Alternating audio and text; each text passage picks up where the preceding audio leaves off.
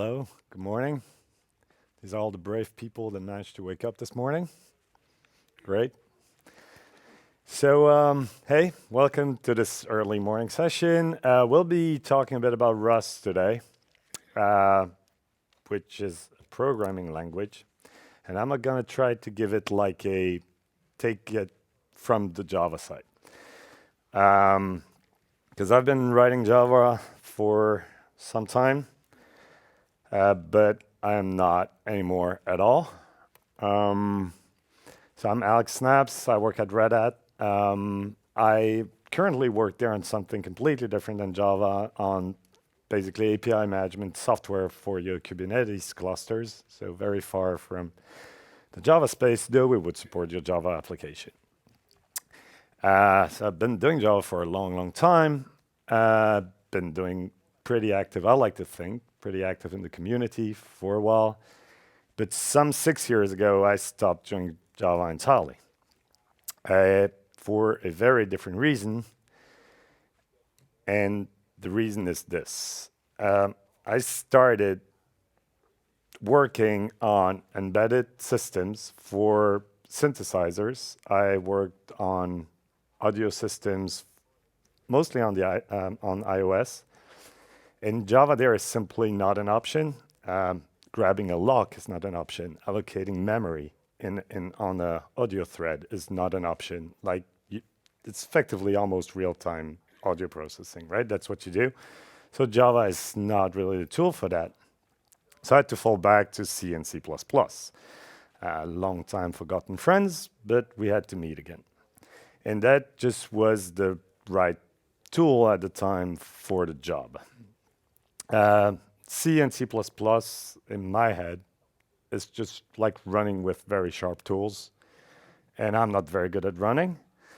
So I fell a few times and hurt myself. It's kind of scary when you write software for those kind of things because you don't redeploy or whenever, right? This thing ships, it's on stage in front of many people, and it has to work all the time.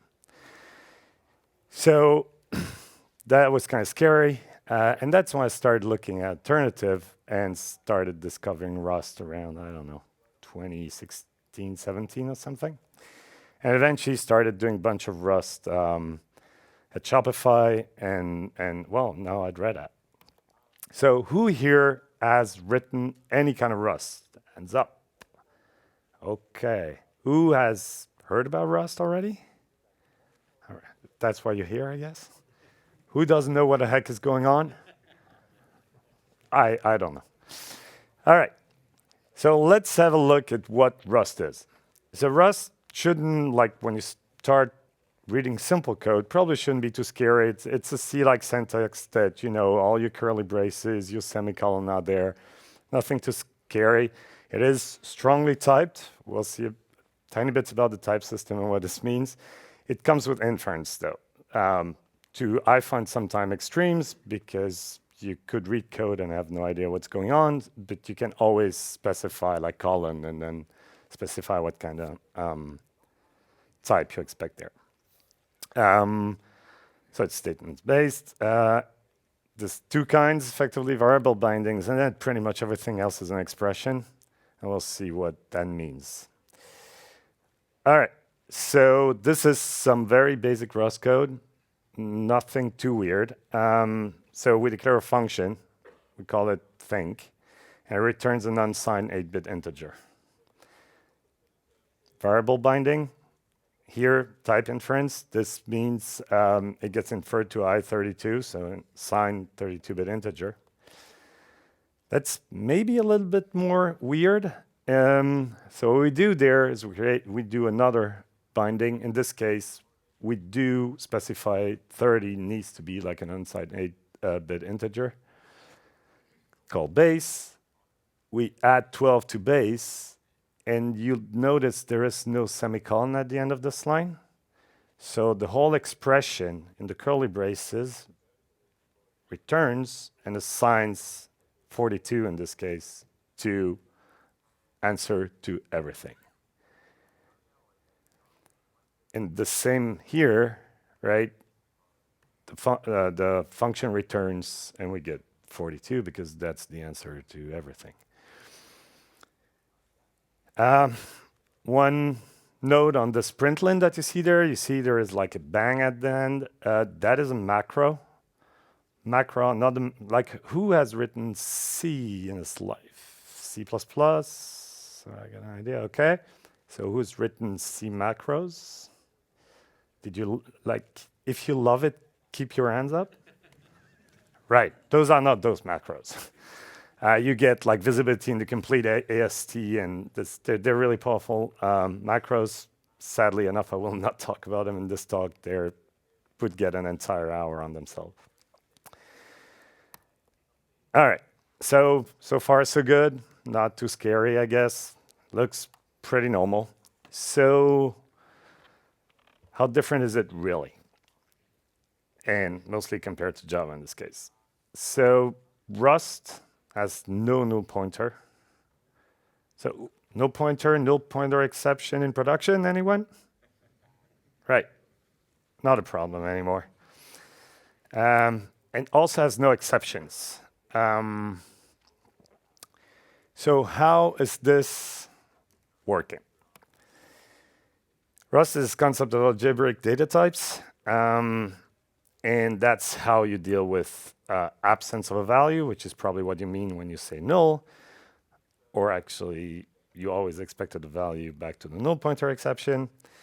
And that's how this looks like. So like kind of, anybody heard about optional in Java, right? Right, there you go. That is kind of that. So what we have here is an enum, which is the way you define the algebraic data type in Rust. That being said, unlike the enum you know from Java, they can have state. They are actually expected to have state. So option, which comes in the core crate, the core library, effectively, that comes with Rust, has those two options, right? So none, absence of a value, no value, or some t, generic type t of whatever it is, right? Say you have a string, so you have an option string, and you just move the value into the sum. And we'll see about what that means a little later. So this is the way that you use those things. Pretty straightforward, right? A thing, option, sum, my foo, nothing, none. The absence of exception is dealt effectively the same way. It's two types this time. We have a result. Either I do something, it succeeds, and I could return the value, wrapped in an OK. Possibly that itself being an option, right? So you would nest those things. Think you go to the database, you try to retrieve ID 123. It all works fine, but there is no such row. Like you could return an OK of none, right? Now, if the database, the connection to the database is for some reason interrupted, like closed, like doesn't respond in time or whatever it is, you would return an error, wrapping the actual error, that like representing whatever the error state is. So now, how do we use those things? You may have been to Jose's talk yesterday that talked about pattern matching and destructuring to some extent. That's how you do it in Rust. So what we have here, I do a method call like something might be there, right? So match is a keyword that lets me then check like all the enum values. The compiler is going to make sure that if I get a branch, it's not going to compile. So if something gets added later, same thing, it wouldn't compile. And then we check, right? So in case nothing's there, cool. We just say nothing to see, move on.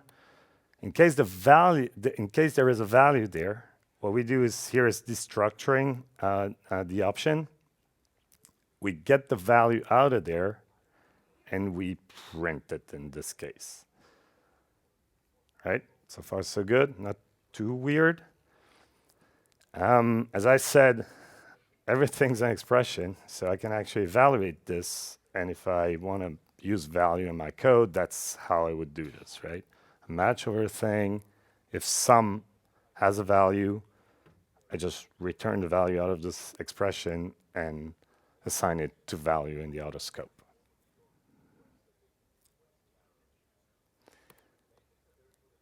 So I added here the code that I literally copy-pasted from the article by Brian Gutz on data-oriented programming that I would recommend you go check out if you've not seen José's talk or watch José's recording later, which effectively lets you do the same thing in Java today, right?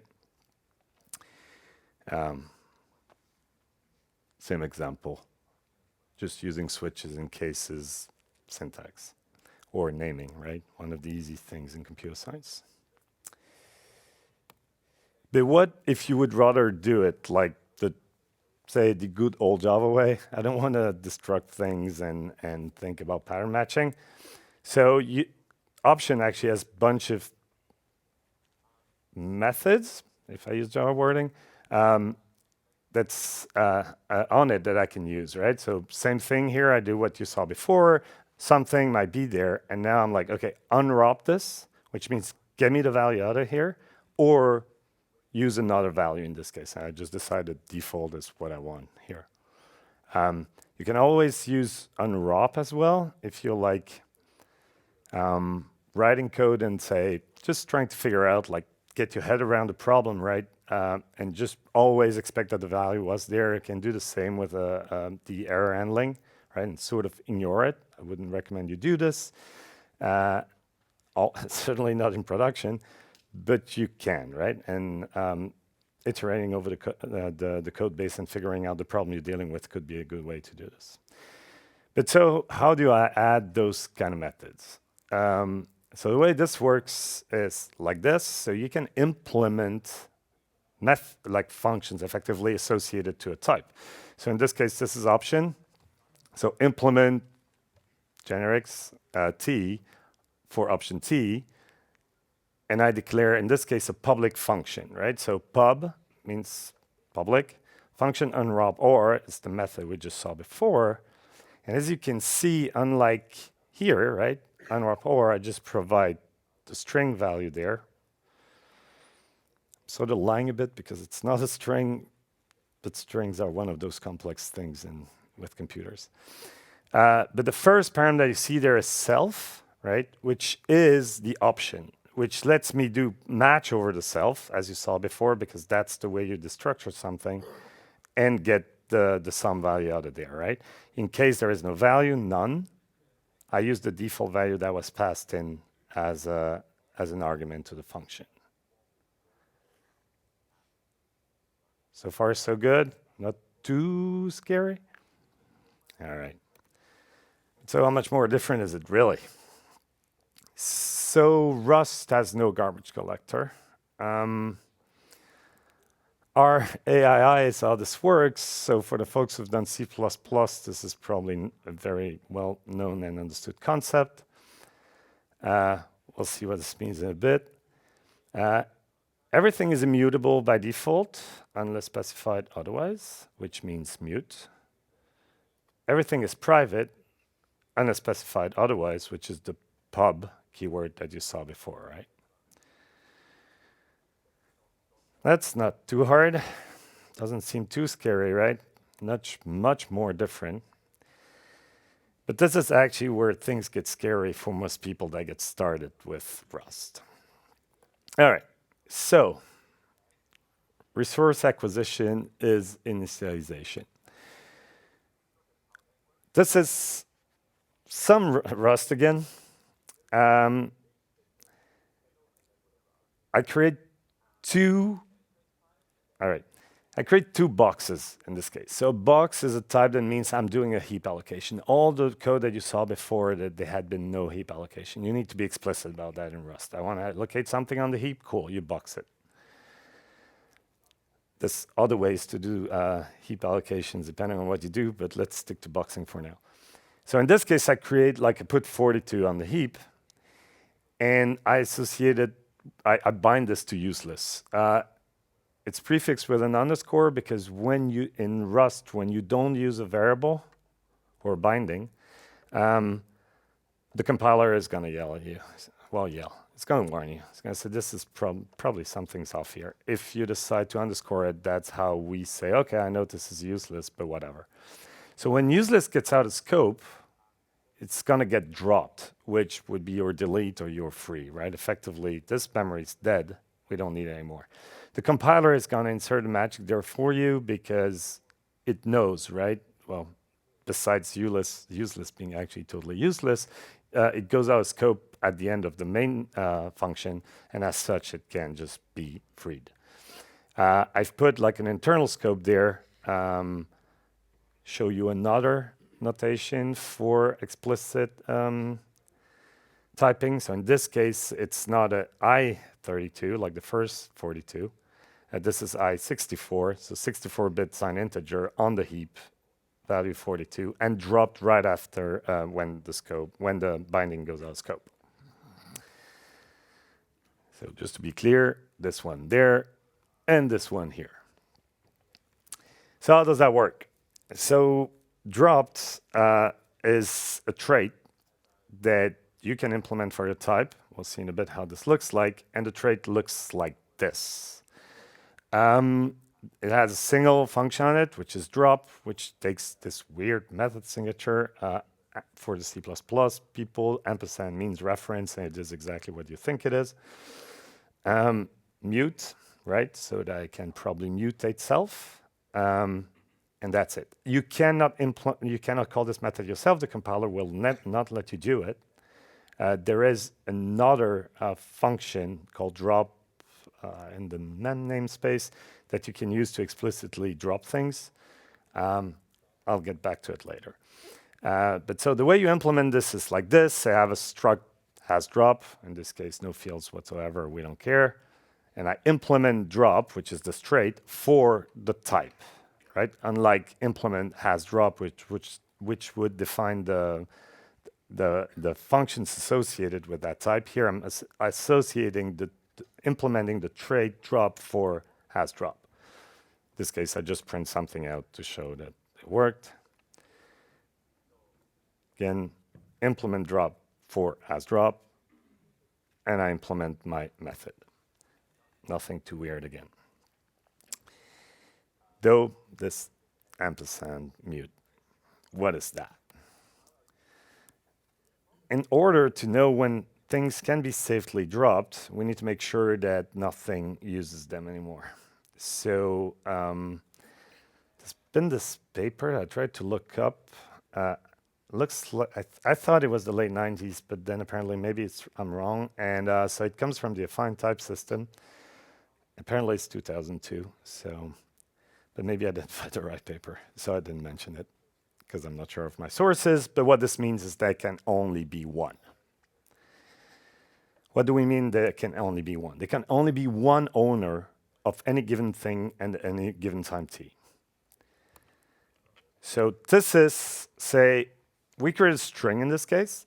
Another way to put something on the heap.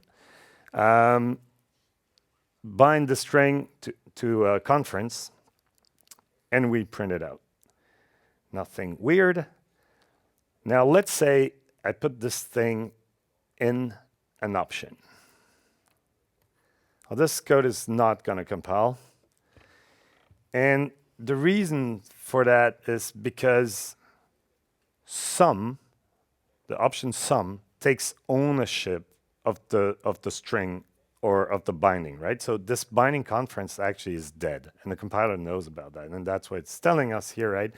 Like a move occurs, so we move the ownership of that string into the option, sum, and it can no longer be used because it's now the option that owns that string.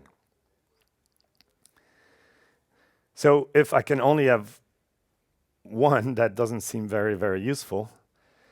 So what I can do is actually borrow things. And in this case, we could have multiple borrows at any given time t, as long as they're immutable, hence the ampersand mute that we saw before. And there are no mutable borrows still alive. We'll see what lifetimes are in a bit. And the opposite being true, there can be one single mutable borrow at any given time t. So what does that all mean? All right, so let's take a pretty simple use case. Say we have a container that holds stuff, right? Think of your box that we saw before or your sum, like struct container. So there's a few things I do there. So I implement functions for the container. I created this method new. Consider it kind of a constructor, but just what it does, it takes the value t, returns self, uppercase S, which means a container t, creates a self, a container, puts the value in it, and returns it, right? I could have been more explicit. I could have written like return self and then add the semicolon at the end if you really like this, but let's say that would be the more Rust way to write this code.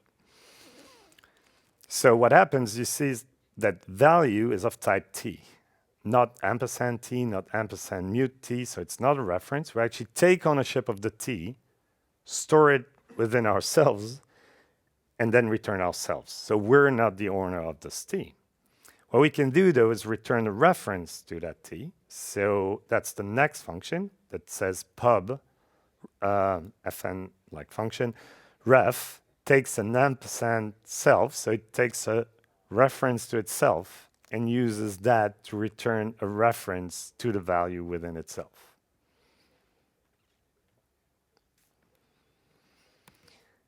And now I can use that, and that's perfectly fine, right? So I create a container, put the value 42 in it. I get two different, like immutable references, R1 and R2, and I can now use these dereference that stuff and make sure that like value is really equals 42 every time. So immutable references, like as many as you want. And references will live for as long again as the container is. So I wrote here some code that will be an issue. So what I do is I move the value 42 inside this container as we saw before, and I return a ref from the scope and assign, so reference is of type ampersand t, right? In this case, I32. And I try to dereference it later. So this is not going to work because my reference is being used after the container has been dropped, right? As such, it is not valid anymore. Compiler tries to be very helpful in what it does, right? So, all right, you store the borrow to that value in this reference here, but the container was being dropped at the end of that expression there, right? So sorry, you can't do this. If we look a bit at the mutable references, that's effectively the same code as before. The one difference, there's few difference that probably you should notice. Container is marked as mute because we will use mutable, like get mutable references out of it. So we need a mutable container for that. As I said before, right, if everything's immutable by default. But then we do the same. We get two mutable reference to our t, so our value 42, and we try to use them. And that's no, right? Same thing again. Compiler is going to yell at us, and it's like, yeah, sorry, that's not going to work. I borrow once, I borrow another time, and then I try to use the first borrow later. That's always like a lifetime problem. I'm trying to use things while other references, like I'm trying to use a reference while another reference is still alive. So what are lifetimes?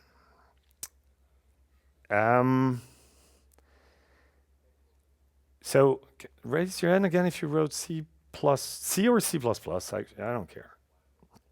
Okay, so lifetime is actually something you've dealt with all the time you were writing C. or C++, right? Only, I mean, in managed runtimes, like when you write Java, you have the garbage collector, you can create like a huge sea of object, everything points to everything, and the garbage collector is going to do the magic for you, right? In C and C++, there's this problem like who deletes or frees the memory, right? So, but those are not explicit. All the complexity is pushed on the developer, and it's like, no, you deal with it. As we saw before in Rust, the compiler will try to have your back. So lifetimes are, they have a syntax. They're elided most of the time. So let's say here I have a function that takes two references to unsigned 32-bit integers and uses them, does something with it. Well, actually, what the compiler will see is not this. It'll see that. So that is the notation for lifetimes. So I have a function foo that knows about two lifetimes, tick A and tick B. So A and lifetime A and lifetime B. And they're associated to both of the references there. If you would actually write this code, the compiler is going to go, well, that's not useful. Like, I can infer all that for you. Like, get rid of this. It's just noise to the eye. But lifetimes will eventually become useful. Let's use this example.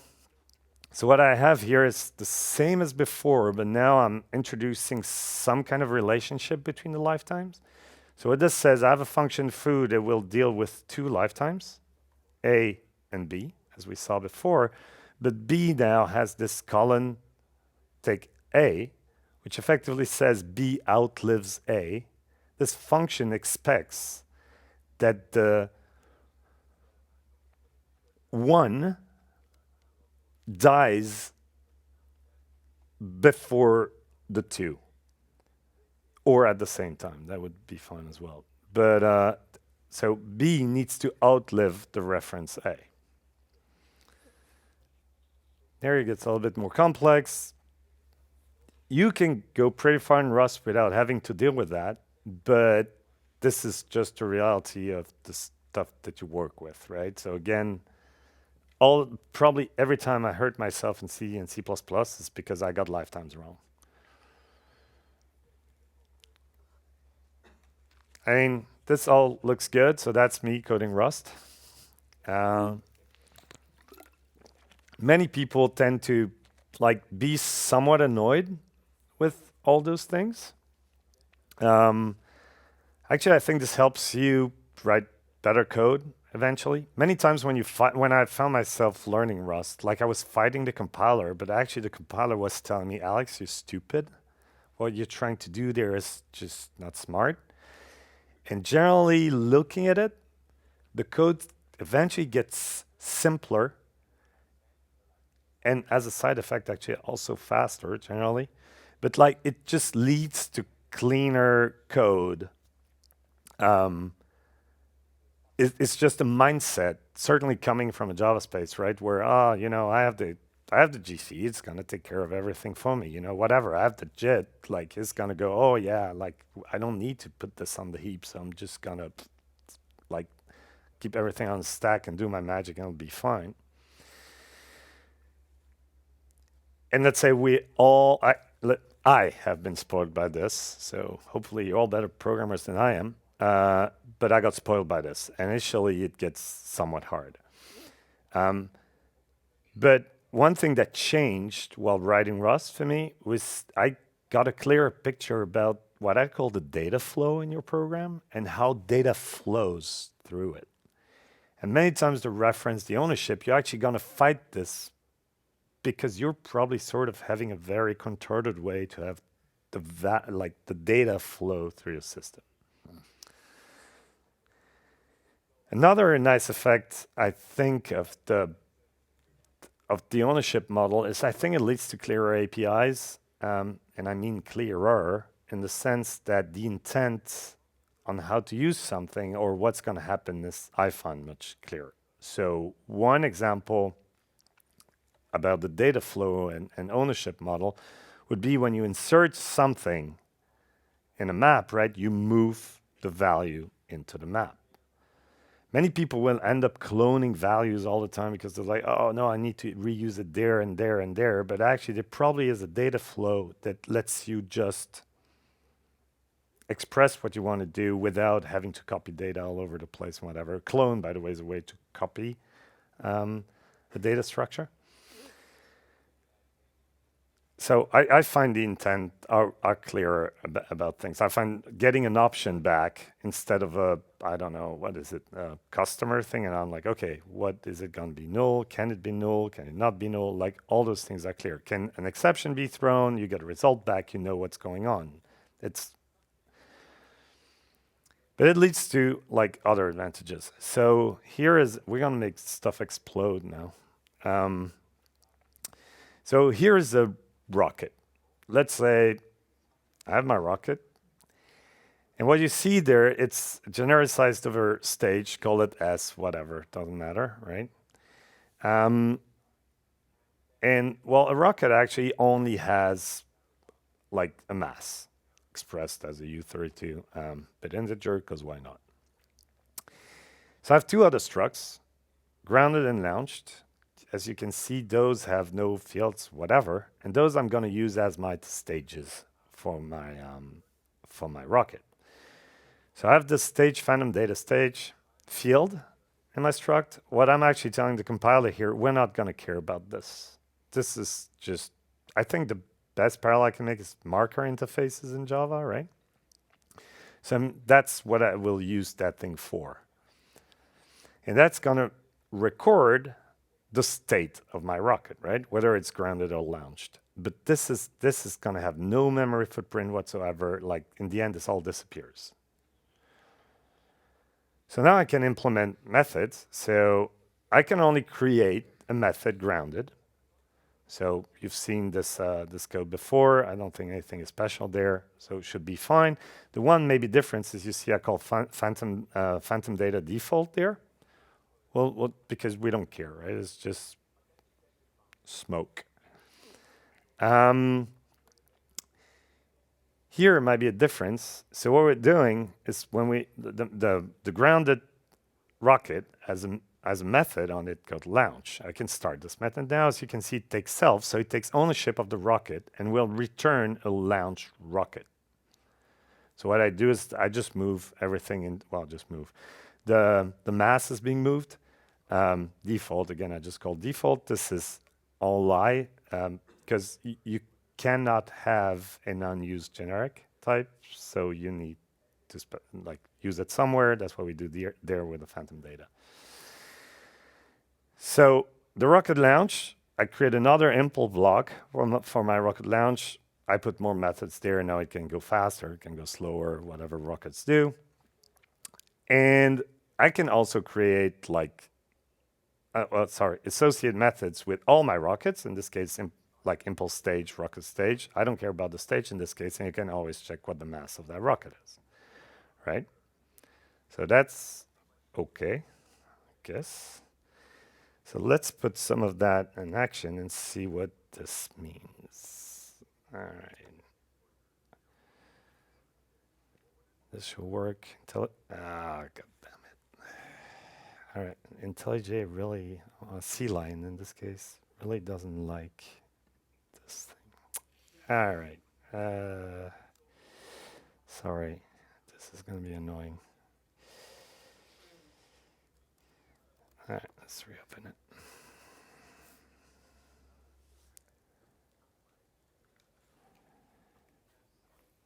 All right. Whoa. Are we good? No.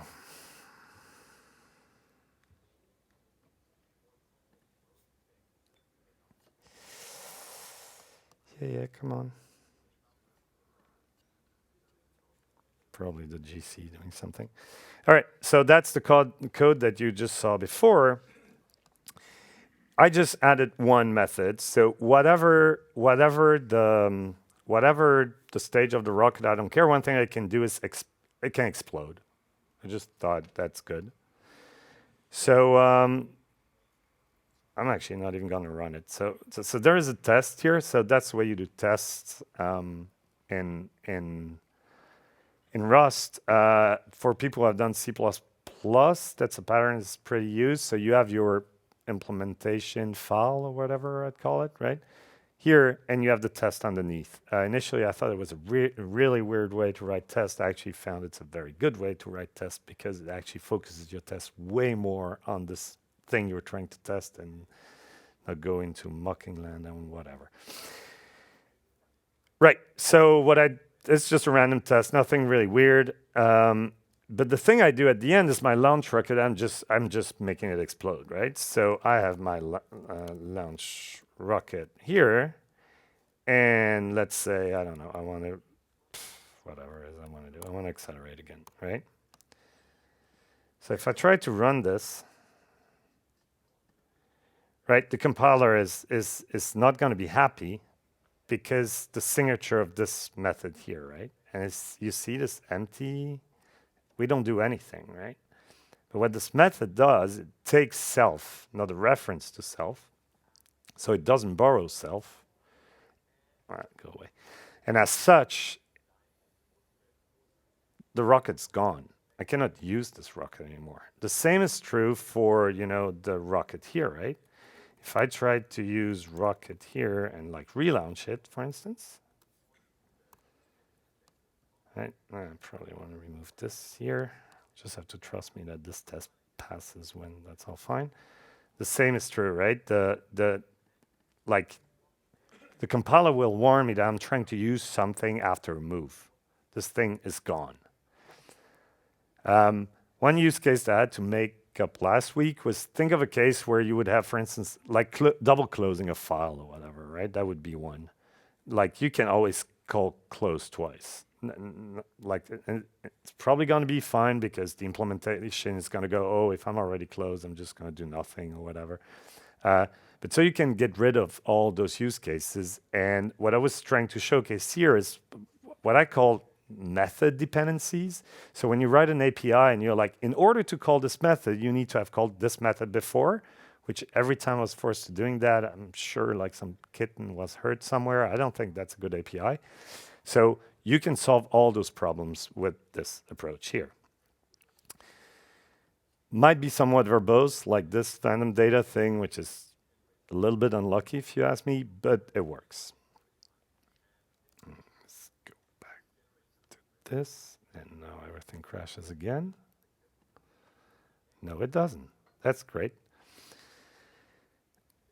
So a concept that's very widely used in Rust is called like interior mutability.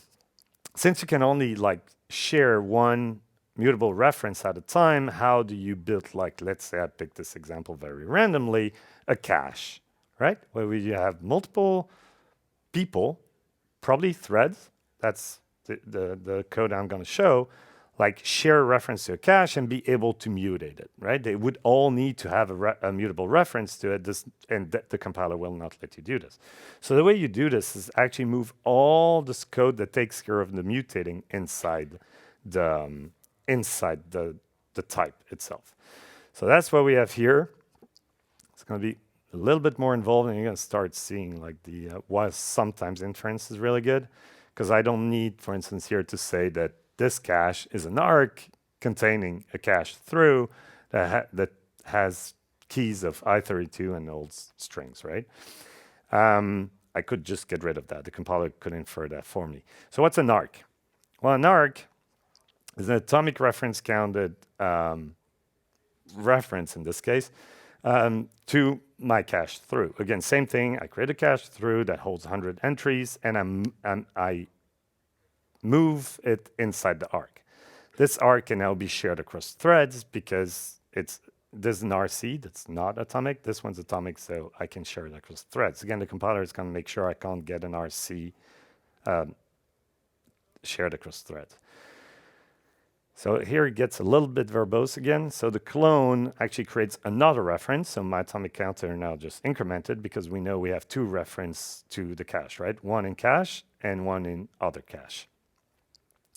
So I'm going to create a barrier to synchronize. So cyclic pair in Java, everybody knows what, or yeah, okay.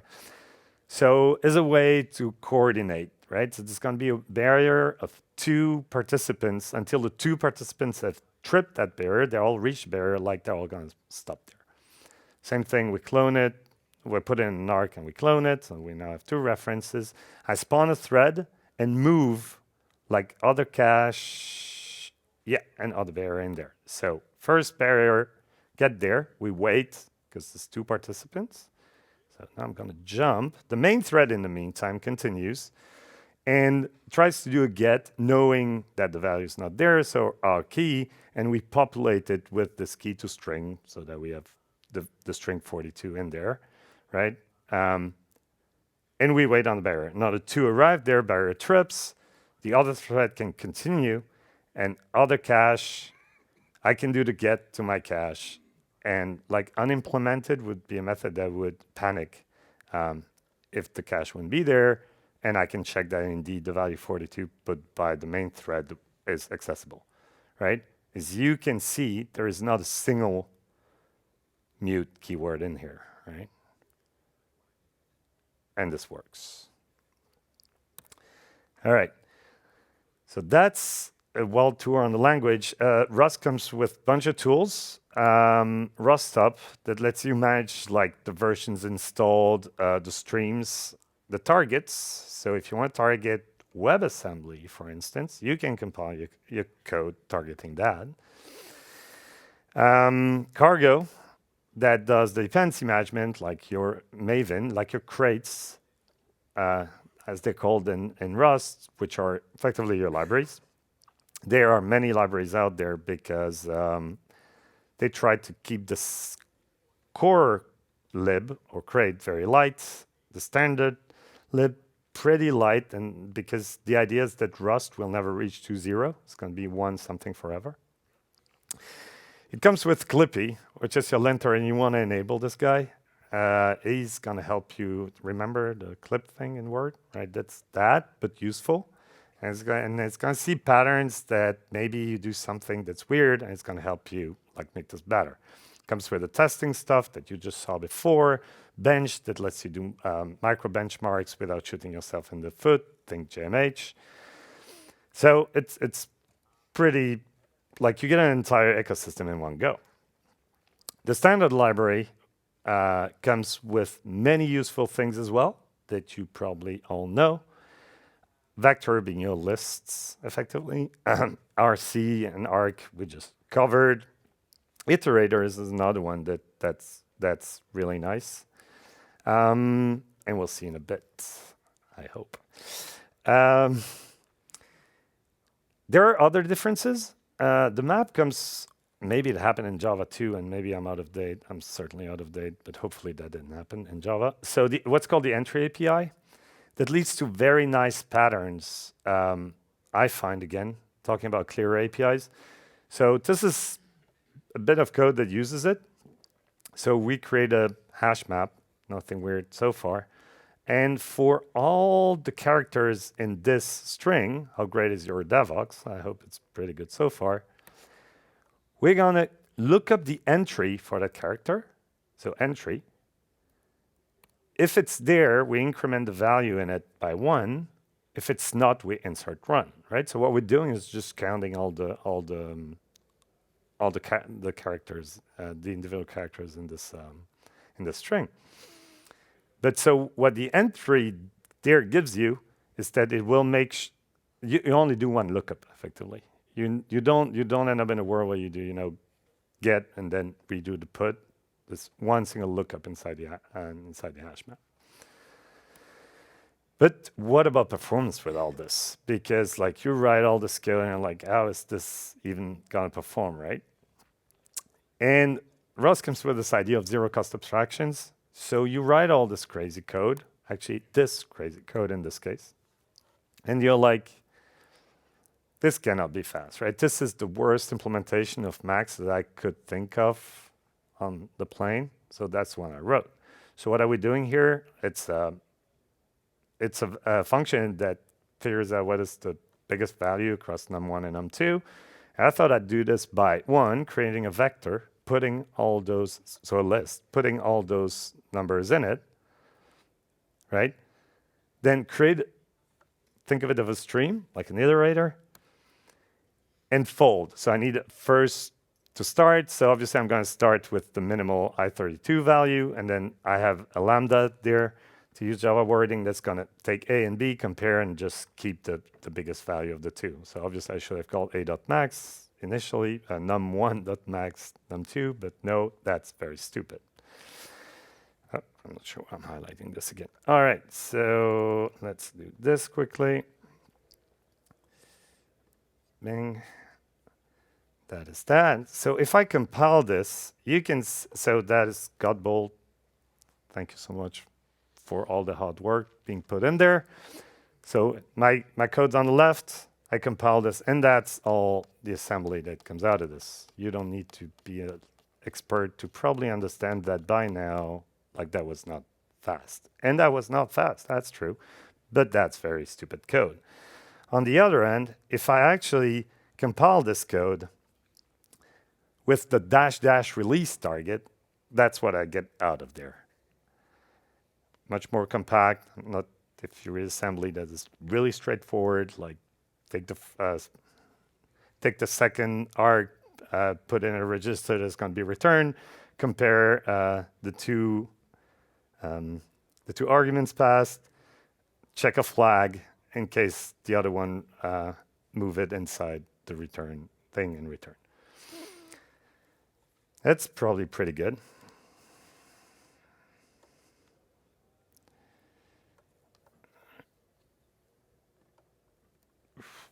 Yeah, so this flag that I pass would be the equivalent of using cargo with release, which will remove a bunch of checks as well. So for instance, like things will check for overflow and panic, but not in release mode anymore. Debug asserts, think of your assert keyword in Java. Also, they're all gone. Which is nice because it's not like C1 being impacted by the additional bytecode and what it means. Rust comes with an entire async await API that is now in the language. You probably will want to use a crate to leverage it.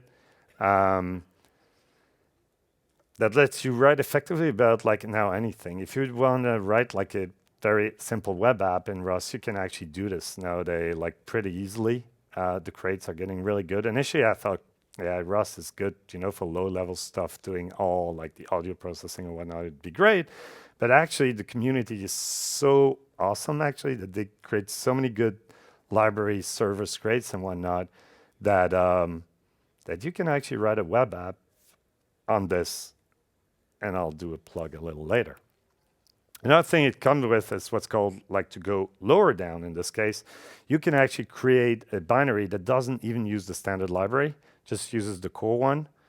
So now you can write code for microcontroller if you need. You just get rid of all the nice stuff. So if you need a hash map, you code it yourself. That's the downside. But you get effectively pretty much close to C, right? Which is why now they're merged. In 6.1 in the kernel, you'll be able to write your modules in Rust if you want. So I think that's about it. Gives like hopefully like enough intro to you to like that you want to try Rust as a language out. I think you absolutely should. I like to think it made me like maybe a better Java programmer as well. So I would really encourage you to take it a shot. Like there's a bunch of materials, tutorials, and whatnot out there to get you started.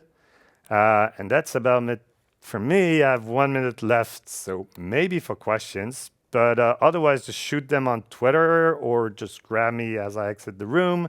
If you want to get started on some Rust stuff, I run the Quadrant. So I'm part of the Quadrant team, and we have Limitador and like a WASM shim in there that's all Rust written.